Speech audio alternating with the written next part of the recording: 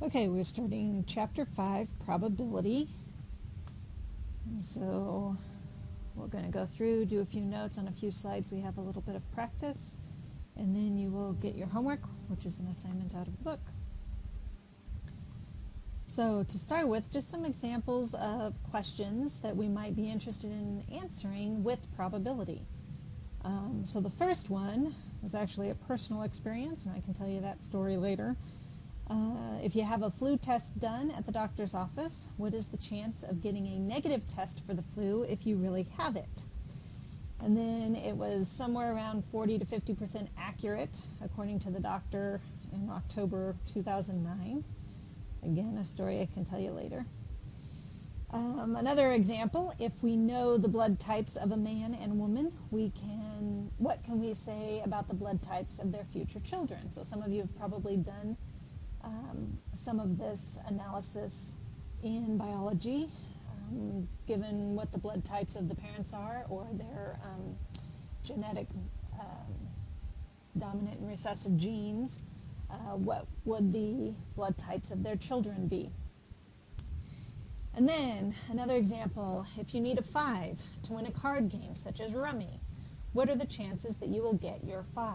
So you can use probability in lots of different kinds of games. So these are just a few examples where probability can be used to answer these kinds of questions.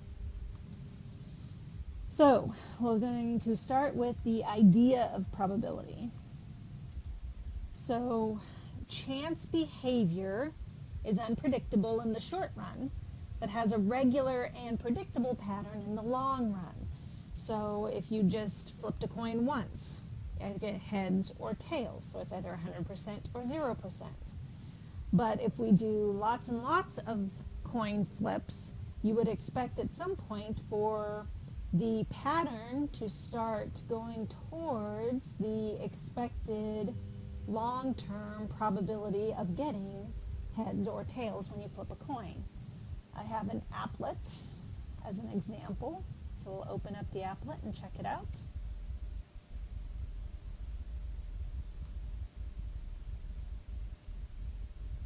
So here, for example, I'm just going to start with one toss of the coin.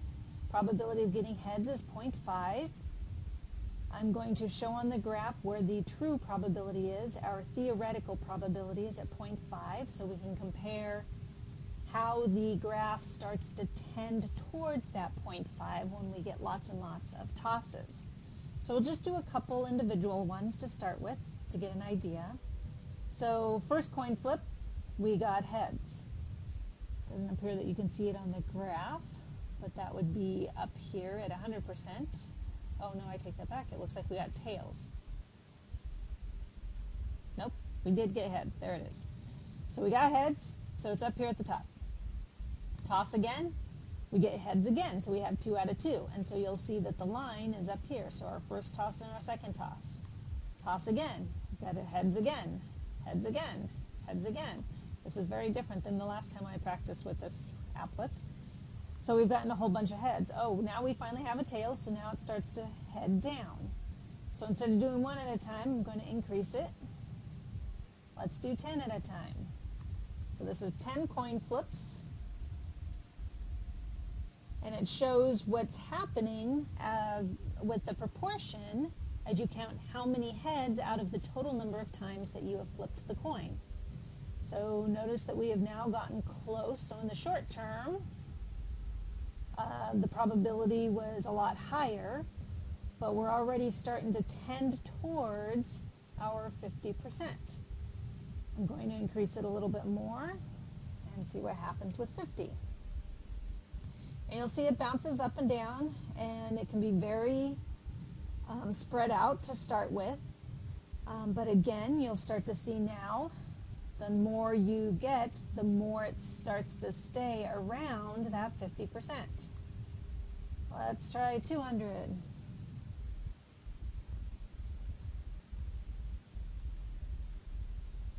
Okay, so this is staying a little bit above, but it's still within that 50% range.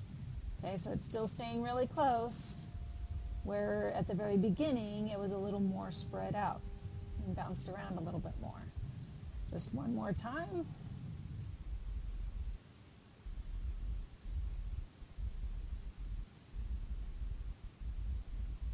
So now you can see it even starting to get even closer to that 50%.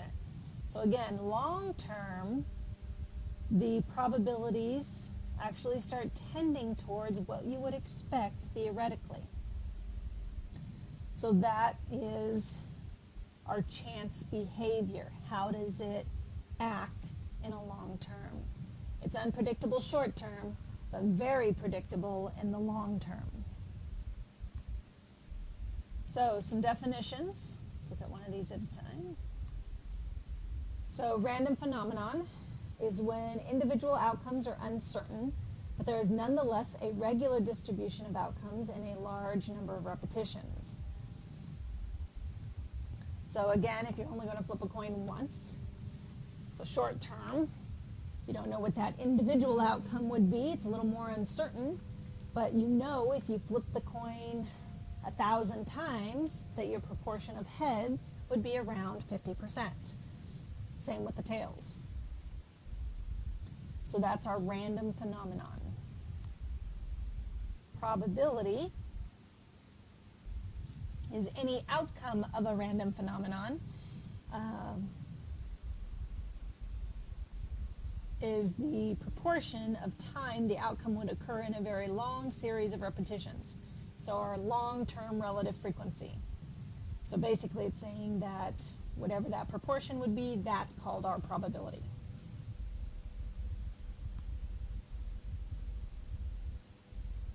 Independent trials. The outcome of one trial does not influence the outcome of any other trial. This is very important with probabilities. If you don't have independent trials, probabilities will change, again, depending on what happened the first time or the second time. So we have to keep that in mind. Are the trials independent? Are they not independent? The probabilities will be affected. So in independent trials, the probability would tend towards that theoretical, what we would expect in a long term of flipping coins. And we'll look at some dependent kinds of probabilities a little bit later. And then we have what's called the law of large numbers. So when observing more and more repetitions of any chance process, the proportion of times that a specific outcome occurs approaches a single value. So just like in the applet, when we flipped the coin many times, it started to approach that value of 0.5 that we would expect, 50% heads, 50% tails. So the more repetitions that you observe, the more it starts to tend towards that single value. So that's what the law of large numbers means. Very often that is misused as a concept that might describe what a single outcome might be after we've observed previous outcomes. But the law of large numbers refers to all of the observations that have happened, not a single observation.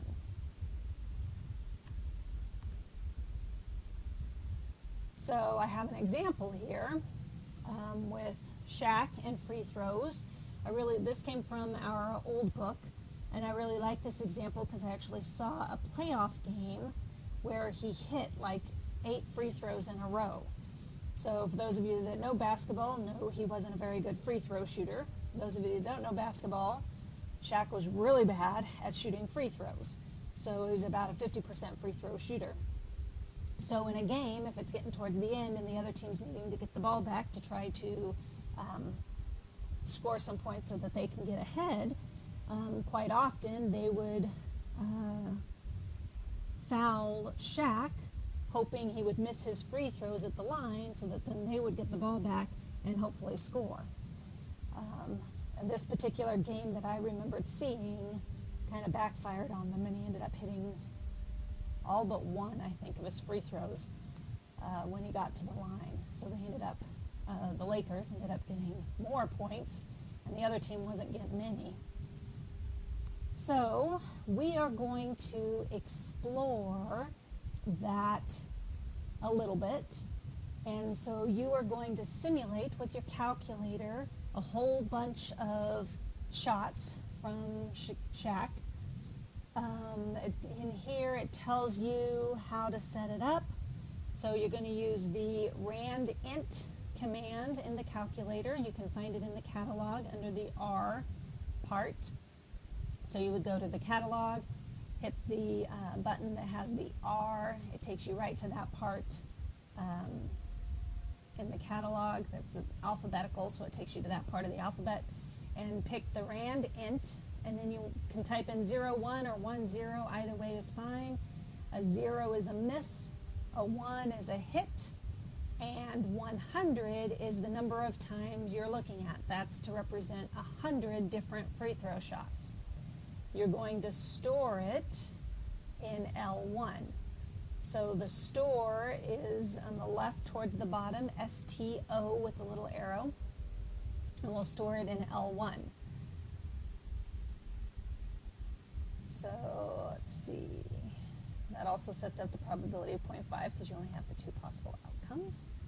So we're going to get those 100 results stored in L1.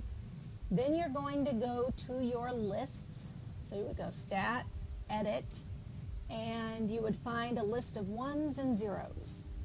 So what you need to do is go through and figure out how many 1s there are, because a 1 means he made the shot.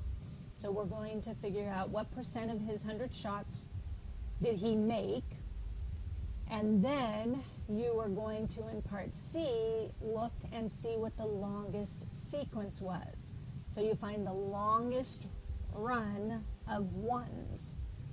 And then if you pause the video to work on this after some time working on it, on the next slide I have my results from when I did this. So pause the video now.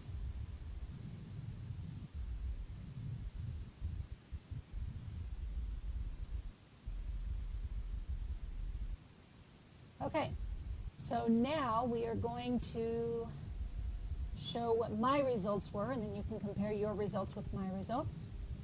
So this is what I typed into the calculator to start with. The randint, I did 1, 0, 100.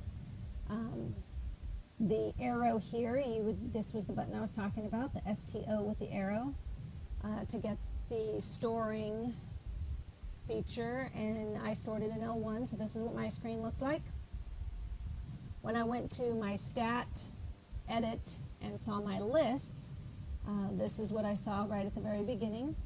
So just on here, you can see that there's a run of 2 1s, and then I would just keep going down, and when I see a 1, then I start counting how many 1s come after it. If I hit to a 0, then I save that number, and I look for the next set of 1s until I get a run of 1s that is longer than the one I started with, like the 2 here. So when I did part B, I actually went over here to L2 and I copied the L1 into the L2, so it looked exactly the same. And then I sorted the L2, that way I didn't mess up what I started with. Because you have to go through to do part C, you need to keep these in the order that they were given to you, the 1s and the 0s mixed up. But I went to the L2, I sorted it, and then I went down to where the 1s ended, and it was exactly at 50.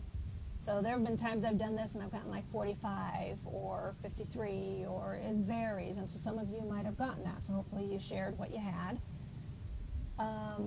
Then my longest run, I had a lot of 2s and 3s, there was one set of 4s, and then I had at one point a run of 8 hits in a row, which coincides with the game that I remember where he can, even if he is a 50% free throw shooter, have those times where he has a long run of free throws that he actually makes. So again, some of you may have had longer, some of you might have had shorter as your longest run, but that just simulates the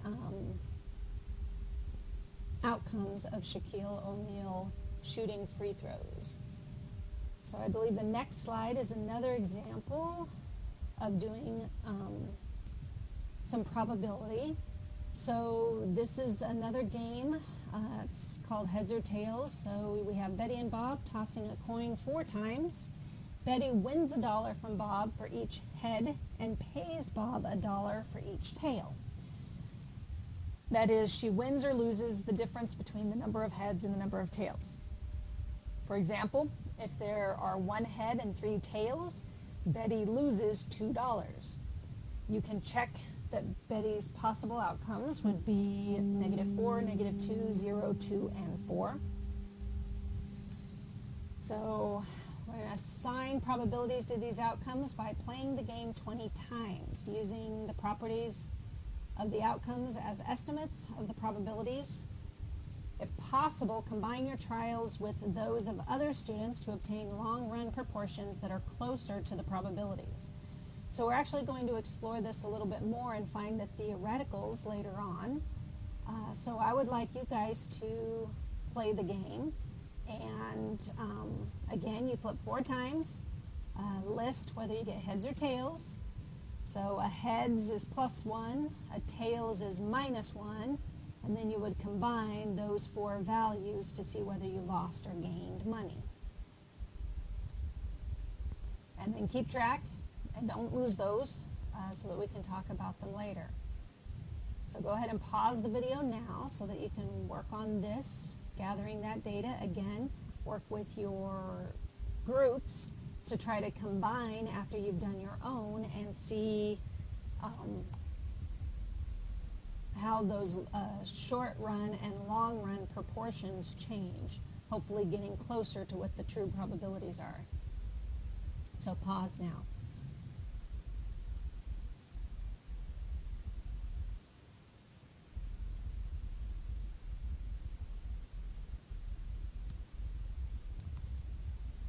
All right. Again, save those, so hopefully you had some discussion about what outcomes you were getting. When I return, we will come back to some of these activities I'm having you do so that we can have a full class discussion and answer any questions that you might have. This will be your homework, so with whatever time you have left, please get started on this, and then you will check it on Wednesday with the answers from the text.